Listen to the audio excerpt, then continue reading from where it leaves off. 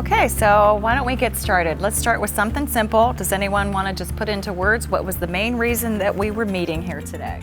We were meeting to come up with an interprofessional discharge plan for Mr. Bennett.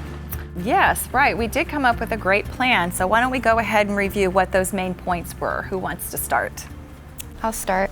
We provided education for Mr. Bennett as well as methods for medication compliance. We looked over his current medications to see if there are any problems with the ones that he's currently on. We looked at his cognition and we found that he had some cognitive challenges that needed addressed and identified that it was delirium and not dementia. We went over his diabetes and looked at his diet. We addressed some environmental and safety issues that we found. Good. Yeah, you did a great job really putting that whole package together. So let's talk a little bit about the teamwork. Was there any leadership, would you say, in this team discussion? I would say that there was definitely leadership, but I think that we all participated. I think that Nancy really had the role of the team leader because she was taking the notes during the meeting, and then she also did the review of everything that we had covered during the meeting. All right. It's very important to have strong leadership, and it's okay that it was shared a little bit because each of you kind of took lead on a different problem, and that's really a good way to run a team. So tell me a little bit from your own discipline's perspective, what would you say you brought to the discussion that was unique to your profession? And we can start around over here again. Go ahead. For nurses, we are the patient's advocate, so we know, we're there at the bedside and what is best for him. For the pharmacists, we look at their medication. First question is this the right medication for them? And do they need any other medications on top of it? And so it's kind of like, is there a problem that I can fix by taking away a medicine, or is there a problem I can fix by adding on a medicine? For speech therapy, we really looked at the patient's swallowing, and then we also looked at cognition to determine whether or not he could go home or was at the right state of mind. For dietetics, we looked at his diabetes and also different supplements that would be right for his diabetes and will help him gain some of his weight back. For our social work, we were able to provide a history and a home visit information, and able to recommend certain modifications that could be made to the home, including and some financial information about, could he afford home health care and such. Right, you all brought a very important piece of the puzzle when doing a discussion like this because we all have our own areas of expertise. What about the professions that weren't here? Do you think that was okay? Did we take them into account, or how do you think that affected the discussion for the folks that weren't here to give their voice to it? I think we did good bringing in the physical therapist part of it, talking about what they left and looking over their records of what to do. Okay, is there any other professions that we think would have been helpful to be here, and how did we incorporate their viewpoints? It would have been helpful if we had occupational therapy here with us, because the big question is, he has a sprain in his right arm, and would have helped to know if we had any specific rehab or physical therapy planned for just functionality. And also this would lead into, would he be able to drive? Would he be able to even open doors on his own? Things like that. So their viewpoint is important in this case specifically. Yeah, so would you say it's hard when you don't have those folks there? Yeah.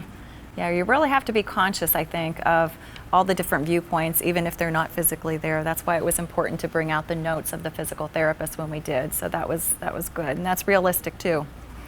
Would you say there was anything that you wanted to incorporate into the discussion that you weren't able to get in? Were there things that you wanted to say? I think for me, it would have been good to talk about his dehydration because he was dehydrated, and that does play a part in having a UTI. There are two parts for mine. There's one where I had to learn how to not include information because there was some information that wasn't as pertinent. Like in Mr. Bennett's case, he also said that he had an issue going to the bathroom. He had issues urinating, and that also ties in with the Benadryl. It aggravates his BPH as well, but that wasn't really as important to bring up. And in addition, when we talked about his environment safety, where his falls risk, we could have added on, we could check his calcium, we could see if he's getting his vitamin D, because if he does fall, is he gonna break a bone? But in this case, these are kind of things we can talk on the side and individually with the other health professionals and also with Mr. Bennett himself. So it was kind of learning to filter out pertinent information. Right. We are limited by time often when we have these discussions, so that is a reality. Would you say that everyone had equal input into the discussion? Was there anyone who was taking up more time than they should have, in your opinion? I don't think so. Okay. Yeah, I thought it was well balanced as well. So I feel like everybody had something to say and brought what they needed to say. Okay, I'm going to shift gears just a little bit, and I want to ask you, what was it like for you when the caregiver came into the discussion? Because we kind of had a two-part discussion where it was just health providers, and then in came Mr. Bennett's daughter. So how was that for you? I think it kind of threw everybody for a loop, having her join the discussion, just because we had to sort of learn what was most important to her about the situation with her father and adjusting our plan for that. In addition, it also let us know what the patient was able to do as well, because we can sit here and talk all day at this piece of paper as a problem list, but if the patient themselves can't actually put the plan to use, there's no point in the end. Yep. So it also serves as a reminder of we're treating the patient, not a problem. Right, right. So what do you think you learned from her that you didn't have before she got here? What kind of information was important to your plan? I think it was good that she brought up that he fell, because we didn't discuss that prior, that he had fallen before. So I thought that was good that she brought that up. When Mrs. Bennett came into the meeting, we introduced ourselves, but I'm not sure we were very supportive. What would you say about that? Who should be supportive of her, or is this not the place for it? What are your thoughts about that? Honestly, it's all of our roles, because we're here for the patient. So honestly, it's all of our roles to be supportive to the patient. So how would you change that in the future then, if we were going to learn from that? If we didn't do such a good job supporting her, how would you change your behavior when she came into the room? Maybe address more of her concern, like she was concerned about, about having someone come into the house. Maybe address that more and be more empathetic and not just like go like wash over things. Maybe the person next to her like just kind of be like show more empathy. But Yeah, good. So now I'm going to switch gears a little bit, and I'm going to bring in our actor, Mr. Bennett's daughter, and have her give you some feedback about how it was for her to join into this meeting and how she felt your communication was, whether it be good or bad opportunities to get better. So let's ask her for some feedback. Well, first, I think it was very helpful to be able to meet a panel, because normally you do not get an opportunity to hear all the information put together. You usually hear one person telling you things about one particular problem, but you have a lot of questions, and this gave us the opportunity to ask a multitude of questions. There was not a lot of empathy with the group. I felt that they were giving me the information, that it was factual information, but there are some places that I don't believe were heard or felt. But the plus side to it was that all the information was written down, because while I came in flustered and frustrated, I did have the opportunity to hear you, but then you gave me something to go home with that I could read and take my time and understand. Okay. So what do you think about that whole empathy piece? She wasn't really feeling it. Do we think that Mr. Bennett's daughter would have some of what we call caregiver stress? Was she emphasizing signs of that? Yes. Very much so.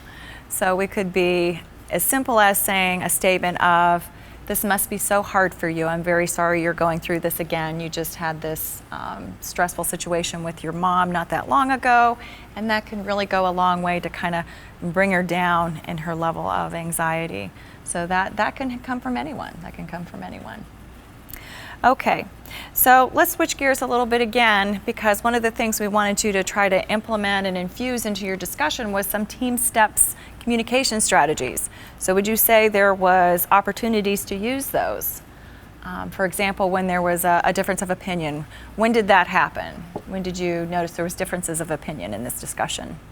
Probably at the very beginning, where we started with a doctor saying, this patient just came in for a sprain on their right hand. Why are we even having this discussion? Just send them out.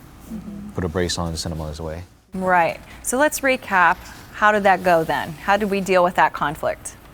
I had transitioned it and kind of said, let's look at Mr. Bennett as a whole person rather than just the wrist injury. And I believe you said something right after. Yeah, I agreed and said how the other aspects can affect different parts of his health. So what did you call that? Yeah, so that's called a two challenge. That's a two challenge rule. So if you have someone voicing an opinion that's different than what you feel, then that second person can take one side or the other. So maybe you agreed with him, like you could have said, or with the doctor and say, yeah, maybe we should just send him home. But the two challenge came on this side. So that is a two challenge. So there was also some cussing at the table. So do you remember saying that? I believe our nurse cussed at the table. So if you remember, that means starting a sentence with I'm concerned, or I am uncomfortable, or this is a safety issue. So do you remember doing that today? Yeah, I addressed that his diabetes needed to be controlled, and I discussed his cognition as well as his mood change, and also his pain management. Right. So that was really good use of some team steps, especially when there's those differences of opinion or conflict. Were there times that we could have used team step strategy communications that we didn't take advantage of, if you could go back? Not necessarily just with a conflict, but in other times. I think we were talking about the importance of Mr. Bennett's dog being like an important companion, and we sort of glossed over it, and maybe that would have been an opportunity to go, hey, I am concerned, this is a problem, and we are not addressing it. Okay, good, yeah. Did you notice another strategy I saw being used very well was the whole closed loop check back communications. You guys were doing a great job of that, because I heard, for example, during the diabetes conversation about talking about the medications and kind of building on that. And you can say, yes, I hear what you're saying about the medications, and I also have something that I can add about the diet control and things like that. So I thought you guys did a good job using closed loop communications, whether you would call it that or not, you were using it. So that was very good. Okay, so how do you think it was for us to have this discussion without Mr. Bennett here at all? And we had his daughter rather than the patient themselves. So how did that feel for you? I prefer if the patient was here, since ultimately they're the ones that have to go through with the healthcare plan. They're the ones that have to go through with the medications, with the therapy and all that. I agree. It would have been nice for him to be here so I could ask questions like, are you okay with taking supplements? Is it likely you will actually do it, and which one you would prefer? Right, right. Talk about his diet, whether he needs more like supplements as well. Yeah. Anyone else? Do you feel that was an ethical issue that we were making decisions without him? I do. I think because we determined that it was not dementia and that it was just temporary delirium, he is fully aware of his medical needs, and he should be making his medical decisions for himself, or at least have been at the meeting. Right. So it's not that it was bad that we had the meeting without him, but I think we should all realize that we're walking away with a plan that's not necessarily finalized until we actually present these things to him and we get buy-in from him, because we can't force him. Like you said, he is cognitively intact, and so he is free to make the decisions that he wishes to have. All right. Are there any last thoughts anyone wants to bring to the table? How was it for you learning with one another as opposed to learning with only your own profession? Can anyone tell me how that was for you?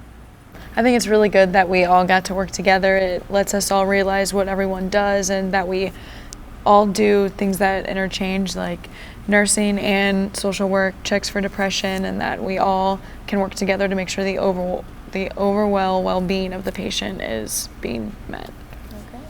Okay. There were a lot of things that were discussed today from a lot of different professions. Was there anything that was like an aha moment for you that you didn't know before you came to today's exercise? There was for me. I didn't realize speech pathology had a role in the healthcare plan, because I usually thought of them as part of like the rehab team or the assessment team, but I didn't realize they could also go in depth with like the cognitive testing, and also like using the swallow test as more like a functionality, because the way we use it is more like a safety, like can they even take oral medication, things like that. So that was really nice to learn. Okay. Anything else anyone learned? I didn't know social work did like depression tests. I thought they were more just like working with financing and like their insurance and stuff like that, and their home life type stuff. Good, good. Anything else? I thought it was interesting that so many different professions actually overlap. And just like you just said, like so many of us can do the same screenings or same testing. And it's kind of nice to have that dual perception of something so that we can tell a family member that we found this in 2 occasions. In teamwork language, that's called cross-monitoring, and that's actually a very good thing for quality and safety reasons, that we do have some overlapping knowledge so that we can hold one another accountable. Yeah. Anything else? I just think it amazes me that we all learn the same things, but we can all use our knowledge to like create a care plan that's best for the patient. Yeah, yeah. So this is something that actually should happen in reality, and every team has its own personality. And you guys were all very collaborative today, but not every team actually functions that way. So what we're hoping to do is instill in you the way a team should be run and have that expectation and to make it happen when you do go out into your practice. It's good to be collaborative. It shouldn't be, one person dominating the decisions, but it should be input from everybody like we did today. So it seems like we're out of time, and I want to first of all thank you for coming today, for being enthusiastic with the discussion, and for really taking it to heart. Hopefully you'll be able to take some of what you learned today into your future practice. Not all teams are as collaborative as we are today, and so it's important that you see one team that does function well, because we want you to go out into your future lives as professionals and be able to know that this is what can happen. So take some of those communication skills that we taught you today and think about how you functioned, and we hope that you enjoyed yourself today. So thank you. Yeah, thank you. It was Thank really you. fun. I really That's enjoyed great. it. Yeah, thank you.